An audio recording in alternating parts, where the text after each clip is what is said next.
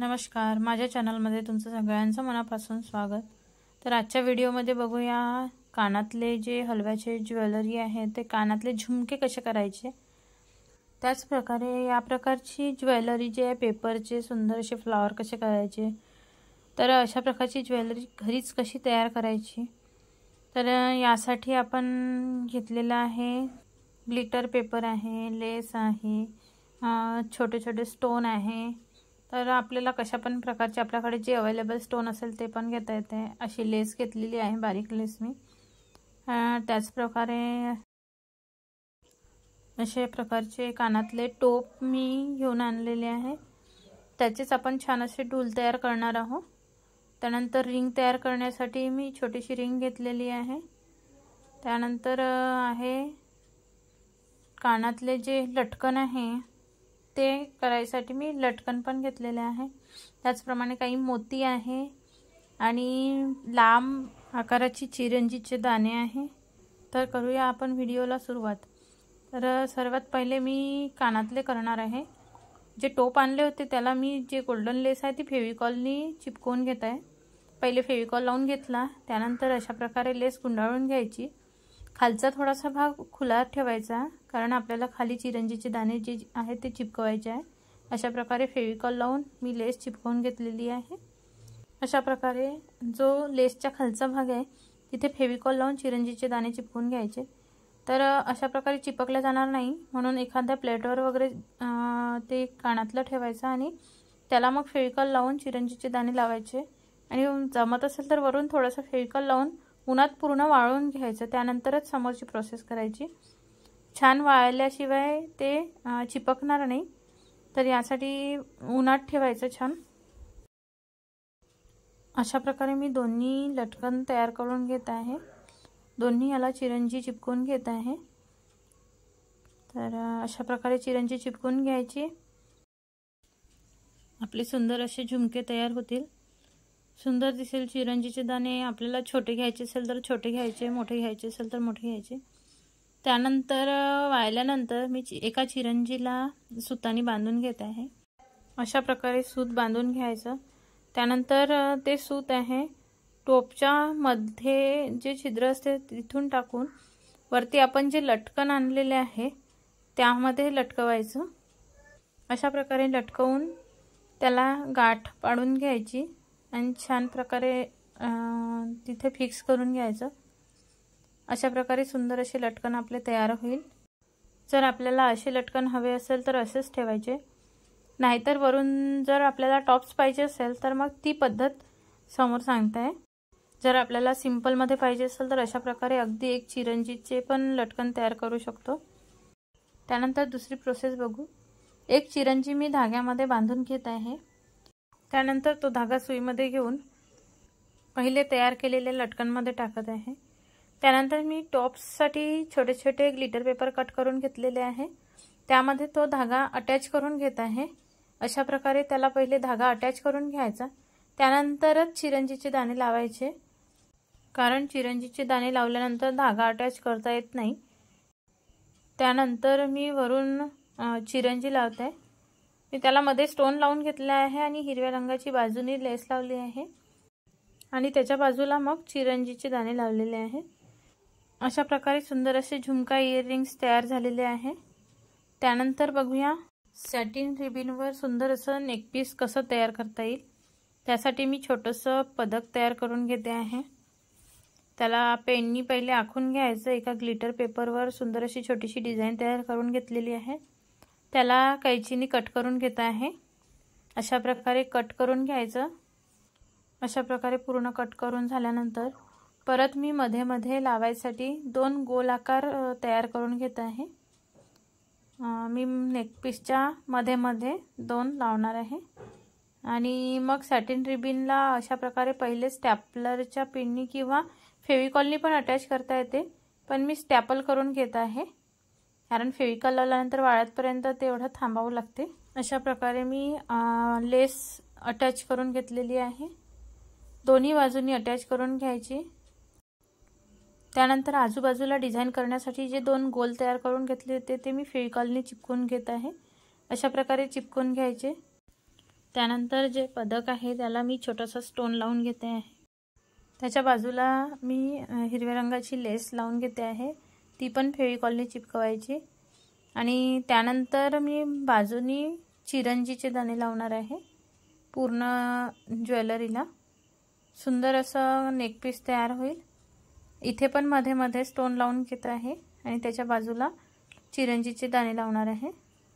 तर अशा प्रकारे स्टोन पहिले चिपकवून घ्यायचे आणि बाजूला लेस लावून नंतर त्याच्या बाजूला चिरंजीचे दाणे लावणार आहे. तर अशा प्रकारे सुंदर असं नेकपीस एकदम लवकर तयार होईल.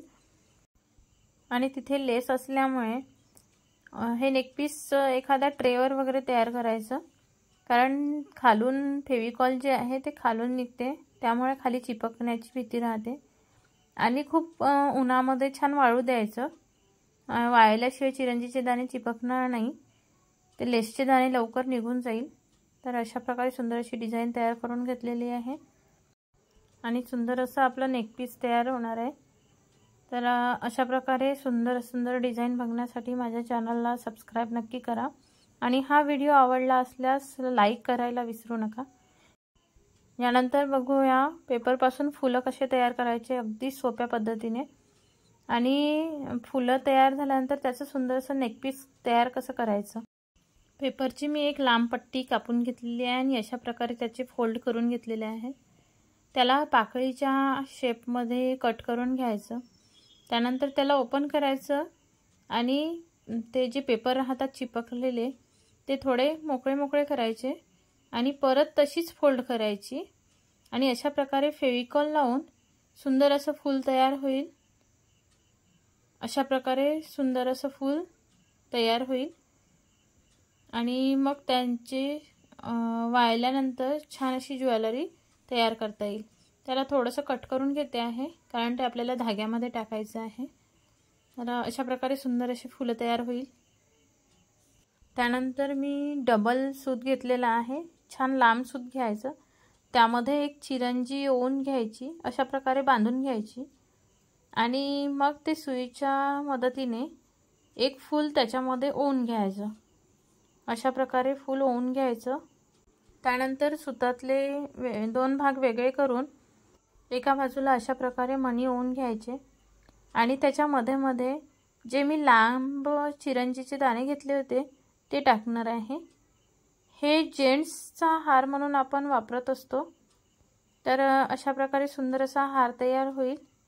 यामध्ये मध्ये मध्ये जेवढं स्पेस द्यायचं आहे तेवढे मणी आपण सोडू शकतो. अशा प्रकारे मी एक मणी आणि एक चिरंजी म्हणजे दोन चिरंजीमध्ये एकाच मण्याचं डिस्टन्स ठेवत आहे. आपल्याला जेवढं ठेवायचं आहे तेवढं आपण ठेवू शकतो. तर अशा प्रकारे मी हार तयार करून घेत आहे. त्यानंतर परत एक फूल टाकणार आहे. थोडीशी चिरंजी टाकून झाल्यानंतर एक फूल परत टाकणार, परत थोडीशी चिरंजीच्या दाण्यांचा हार करणार. अशा प्रकारे जेवढ्या डिस्टन्सनी फूल टाकायचं आहे तेवढ्या डिस्टन्सनी टाकायचं, आपल्याला जसं योग्य वाटते तसं करायचं. तर अशा प्रकारे मी इथे फूल टाकून घेत आहे. त्यानंतर परत मणी ओवून घेणार आहे आणि एक एक मण्यांच्या डिस्टन्समध्ये परत चिरंजीचे दाणे टाकणार आहे. अशा प्रकारे सुंदर असा आपला हार तयार होईल. सुंदर दिसत आहे. अशा प्रकारे सुंदर असा हार तयार झालेला आहे. त्यानंतर परत वेगळ्या प्रकारचं नेकपीस बघण्यासाठी अशा प्रकारे मी ग्लिटर पेपरचे दोन शेप तयार करून घेतलेले आहेत छोटे छोटे. त्यामध्ये मी सूत ओवून घेणार आहे. अशा प्रकारे मी सूत अटॅच करून घेतलेला आहे त्याला आणि दोन सर घेणार आहे. त्यासाठी मी तिथेच थोड्या डिस्टन्समध्ये दोन ठिकाणी सूत अटॅच करून घेत आहे पहिले. त्यानंतर त्यामध्ये मी मणी ओवून घेणार आहे. मी पहिल्या सरामध्ये 30 मणी आणि दुसऱ्या सरामध्ये त्यापेक्षा जास्त मणी घ्यायचे, कारण आपल्याला छोटा मोठा असे दोन प्रकारचे सर तयार करायचे आहे. तर त्यामध्ये मी एका मण्याच्या डिस्टन्स नंतर गोल चिरंजी टाकणार आहे, कारण हा छोटा नेकलेस तयार करणार आहे. तर अशा प्रकारे एका मण्याच्या डिस्टन्समध्ये एक चिरंजी अशा प्रकारे मी चिरंजी त्यामध्ये ॲड करते आहे।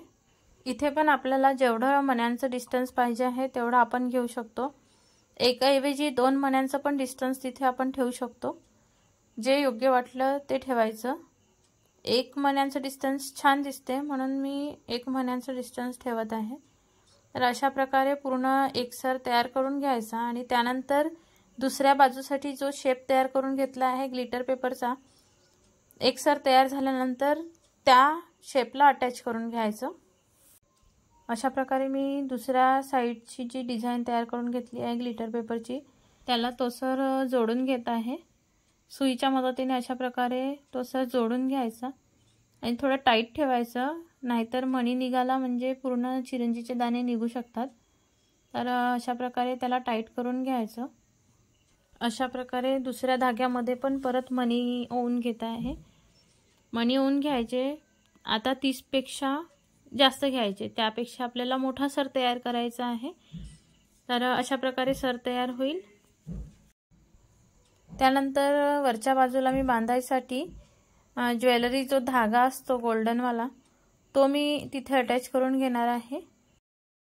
अशा प्रकारे ज्वेलरी धागा दोन्ही साइडनी अटॅच करून घ्यायचा। त्यानंतर वरच्या भागाला जे आपण ग्लिटर पेपरचे छोटे छोटे शेप तयार केले होते, त्याला छोटीशी डिझाइन तयार करून घेणार आहे।